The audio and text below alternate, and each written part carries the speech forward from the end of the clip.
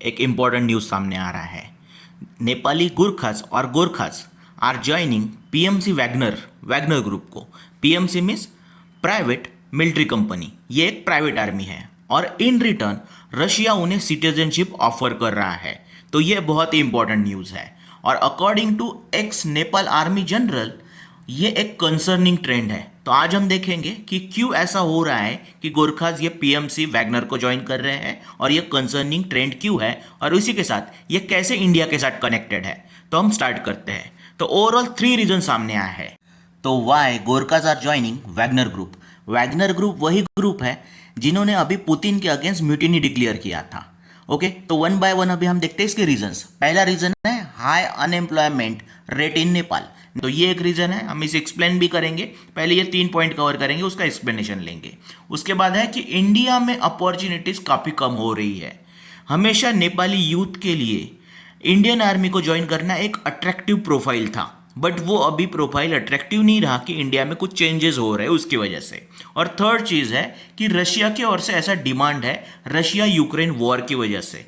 तो ये 3 रीजन है, हम वन बाय वन इसे डिस्कस करते हैं। तो सबसे पहला रीजन क्या है देखते हैं कि high unemployment rate in Nepal. According to International Labour Organization Nepal एक यंग कंट्री है। ओवरऑल पॉपुलेशन में 63.7% जो लोग हैं वो 30 के नीचे है उनका एज, और ये जो पॉपुलेशन है उन्हें एम्प्लॉयमेंट चाहिए। बट ऐसा देखा गया है कि 15 to 29 के बीच जो पॉपुलेशन है उनका अनएम्प्लॉयमेंट रेट बहुत ज़्यादा हाई है, दैट इज 19.2% है। इतने लोगों को वहाँ पे जॉब नहीं है इस एज में। और ऐसा बोला जाता है कि हर साल 4 लाख यंग पॉपुलेशन ये लेबर फोर्स में एंटर करता है। तो अनएम्प्लॉयमेंट लोगों का बहुत बड़ा पूल है वहाँ पे। तो ये देखने में आया है। तो इसकी वजह से जॉब अपॉर्चुनिटीज कम है, इसलिए ओवरसीज माइग्रेट होंगे लोग। उसमें जो भी जॉब मिल रहा है उसे ज्वाइन करना चाहेंगे। और चीज़ें कैसी है कि मेजॉरिटी ऑफ जो एम्प्लॉयमेंट अवेलेबल है नेपाल में वो इनफॉर्मल सेक्टर में अवेलेबल है। और इनफॉर्मल सेक्टर में क्या होता है, poor working conditions, poor working condition, और उसी के साथ वेजेस भी कम होते हैं।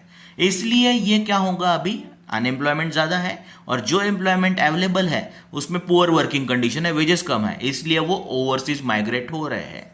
इसमें उनके पास डिफरेंट ऑप्शंस हो सकते हैं, तो उसमें रशिया का एक ऑप्शन हो सकता है, ऐसा देखने में आया है। उसी के बाद अब ये जो सेकंड रीजन है इंडिया से रिलेटेड है।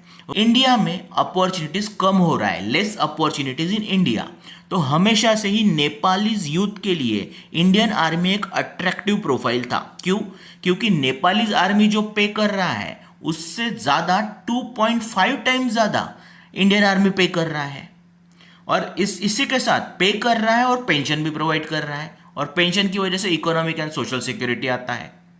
उसी के साथ इंडियन आर्मी अगर आप ज्वाइन करते हो नेपाली यूथ, तो इंडियन आर्मी और एक चीज प्रोवाइड करता है कि नेपालीज नेशनल क्या कर सकता है, इंडिया में सेटल हो सकता है। मीन्स एक्चुअली सैलरी भी 2.5 टाइम्स ज्यादा, उसके बाद पेंशन, उसकी वजह से इकोनॉमिक सोशल सिक्योरिटी और इंडिया में सेटल होने के चांसेस, इसलिए बहुत ही ज़्यादा ये अट्रैक्टिव प्रोफाइल है। इसकी आइडिया आपको यहाँ से आएंगी कि जो इंडियन आर्मी पे कर रहा है रिम्यूनरेशन नेपालीज सोल्जर्स को, वो नेपाल के डिफेंस बजट से भी ज़्यादा है, ये आंकड़े बताते हैं। इसलिए बहुत ही ज़्यादा इंपॉर्टेंट है, ये चीज़ आपको ध्यान में रखना है। ओके, और इसकी वजह से जो सैलरीज और पेंशन है इंडियन आर्मी जो गोरखा सोल्जर को देता है, ये बहुत बड़ा इनकम सोर्स है एक्चुअली रूरल नेपाल के लिए। बहुत ही इंपॉर्टेंट ये एक्चुअली चीज़ है, ध्यान में रखना है आपको। उसके बाद आपको ऐसा पता चलेगा कि अभी इसमें चेंजेस आ रहे हैं, लेकिन ये पहले जैसा अभी अट्रैक्टिव नहीं रहेगा। क्यों? इंडिया ने नया स्कीम लाया, अग्निपथ स्कीम, और ओवरऑल जो रिक्रूटमेंट और बाकी चीज़ें हैं उसे चेंज कर दिया। अग्निपथ ये स्कीम, इसे हम फायर वॉरियर कह सकते हैं। अब क्या कहना है गवर्नमेंट का, गवर्नमेंट अपने पॉलिसीज में चेंज कर रही है, उसमें फिर वो आर्मी भी हो सकता है। गवर्नमेंट का कहना है कि हम ड्रास्टिकली अभी क्या करेंगे, रिक्रूटमेंट प्रोसेस को चेंज करेंगे।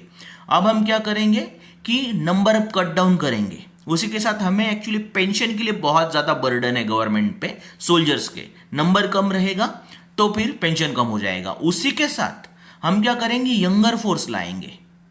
और इसमें एक्चुअली इनको 4 साल के लिए रिक्रूट करेंगे और पेंशन नहीं देंगे लेकिन कंपनसेशन प्रोवाइड करेंगे। इसलिए इस प्रोफाइल की वजह से नेपाली यूथ के लिए इंडियन आर्मी में जाना एक्चुअली इतना अट्रैक्टिव नहीं रहा, क्योंकि पेंशन नहीं है और 4 साल के लिए सर्विस हो सकता है, साथ में बाकी भी जो बेनिफिट्स होते हैं वो कम हो जाते हैं। तो ये एक प्रॉब्लम है। स्कीम का कहना है कि catch them young, catching the recruit young. उसी के साथ 3/4 ऑफ द टोटल जो बैच है, 3/4 वो रिटायर हो जाएगा 4 साल के बाद और विदाउट एनी पेंशन। और उसकी वजह से और साथ में क्या मिलेगा, सिर्फ कंपनसेशन पैकेज मिलेगा। तो इसकी वजह से ये जो जॉब है अभी अट्रैक्टिव नहीं रहा नेपाली यूथ के लिए, तो वो अभी दूसरी जगह पे अपॉर्चुनिटी देखेंगे, उसमें एक रशिया का ऑप्शन हो सकता है। उसी के साथ आपको पता लगेगा कि ये जो गुरखास है, गुरखा आर्मी है या गुरखा रेजिमेंट है, ये ब्रिटिशर ने रेज किया था। पहला जो रेजिमेंट था वो 1815 में रेज हुआ था, एंग्लो नेपालीज वॉर के वक्त एक्चुअली। उसके बाद आपको पता चलेगा कि ये कंटिन्यू रहा, मीन्स ब्रिटिश आर्मी जो था इंडिया में उसमें गोरखा रेजिमेंट्स थे। बट इंडिया के इंडिपेंडेंट होने के बाद 1947 में इनका जो रेजिमेंट है उसमें जो 6 रेजिमेंट है गुरखास के, इंडियन आर्मी ने 6 रिटेन कर लिया और ब्रिटिश आर्मी के पास 4 एक्चुअली गोरखा रेजिमेंट गए। और एक एग्रीमेंट हुआ तभी, ट्राइपर्टाइट एग्रीमेंट, मीन्स 3 लोगों में होगा ट्राइपर्टाइट, इंडिया, नेपाल और यूके, और उसके under Gorkha can join Indian army as well as UK's army. इसलिए वहां पे अभी भी एंट्री है। बट इस सिचुएशन को अभी चेंज किया गया है अग्निपथ द्वारा, तो अभी ये सिचुएशन है, इसमें चेंजेस भी हो सकते हैं। तो इस तरीके से जो अट्रैक्टिव प्रोफाइल था नेपाली यूथ के लिए अब वो अट्रैक्टिव नहीं रहा। फिर इसमें एक्चुअली चांसेस है कि रशिया जैसे कंट्री के लिए वो जा सकते हैं। तो अब हम आते हैं हमारे थर्ड रीजन की तरफ, that is Russia Ukraine war. Russia ने वॉर शुरू किया, इन्वेजन शुरू किया यूक्रेन का। इसी के साथ हेवी लॉसेस भी हुए रशिया को, बट इसमें उनको ज़्यादा सोल्जर की ज़रूरत है। तो ज़्यादा सोल्जर के लिए हमें क्या चाहिए, अभी फॉरेन नेशनल को भी इन्वाइट करना पड़ेगा और उस तरीके से अट्रैक्टिव पैकेज भी देना पड़ेगा। तो रशिया ने एक आइडिया लगाया, उनका कहना है कि हमारा एक स्पेशल मिलिट्री ऑपरेशन है, एक ईयर लॉन्ग कॉन्ट्रैक्ट होगा। अगर आप रशियन आर्मी को ज्वाइन करते हो तो इसके बदले हम आपको कुछ अट्रैक्टिव पैकेजेस भी दे सकते हैं और साथ में आपको एक सिटीजनशिप भी प्रोवाइड किया जा सकता है। और सिटीजनशिप जल्दी देने के लिए उन्होंने इस सिटीजनशिप देने के प्रोसेस को फास्ट ट्रैक किया है। इनफैक्ट पुतिन ने एक डिक्री साइन किया है 16 मई 2023 को, for simplifying the process of obtaining Russian citizenship for foreign national who join it's rank in this war. अगर रशियन आर्मी को ज्वाइन कर रहे हैं तो ऐसे सिटीजनशिप को सिंप्लीफाई करने के लिए ये डिक्री साइन हुआ है। और इसी के साथ जो सोल्जर ज्वाइन कर रहा है उसे भी सिटीजनशिप दिया जाएगा और उसके जो रिलेटिव है उनको भी सिटीजनशिप दिया जाएगा। तो इस तरीके से नेपालीज यूथ, वहाँ पे होने वाला अनएम्प्लॉयमेंट नेपाल में, इंडियन आर्मी में होने वाले कम अपॉर्चुनिटीज़ और जो रशिया की ओर से अल्यूरमेंट है उसकी वजह से वैगनर ग्रुप को ज्वाइन कर रहे हैं। तो ये ओवरऑल एनालिसिस है हमारा। इसी के साथ और एक कनेक्टिंग न्यूज़ है कि चाइना भी चाहता है कि ये जो गुरखास है ये PLA, that is People's Liberation Army को ज्वाइन करे। तो ये भी एक कंसर्निंग ट्रेंड है हमारे लिए कि ऐसा अगर होता है तो हमारे लिए कंसर्निंग ट्रेंड है, क्योंकि अभी तक ये हमारे साइड से लड़ा है अगेंस्ट चाइना। अब ये चाइना की ओर से हमारे साथ लड़ सकता है अगर फ्यूचर में ऐसा वॉर हुआ तो, पोटेंशियली है तो ये हमारे लिए कंसर्निंग ट्रेंड हो सकता है। तो ये था हमारा overall topic. Thanks for watching UPSC brainstorming. Also subscribe the channel.